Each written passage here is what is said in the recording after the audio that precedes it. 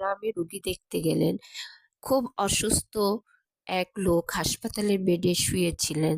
তাকে পরীক্ষা শেষে বের হয়ে আসার সময় লোকটি ডাক্তারের হাত ধরল।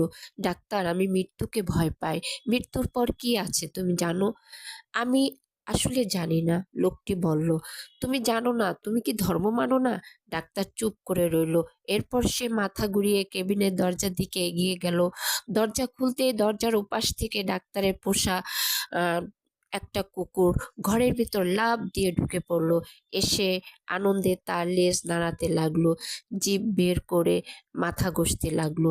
এবার ডাক্তার তার রোগীর দিকে তাকালো, বলল, তুমি কি আমার পোষা কুকুরটিকে দেখলে? সে এই রুমটিতে এর আগে কখনো আসেনি। সে জানতো না ভেতরে কি আছে। সে শুধু জানতো ভেতর তার মালিক আছে। তাই আমি দরজা খোলার সাথে সাথে সে ভেতরে এসে পড়ল।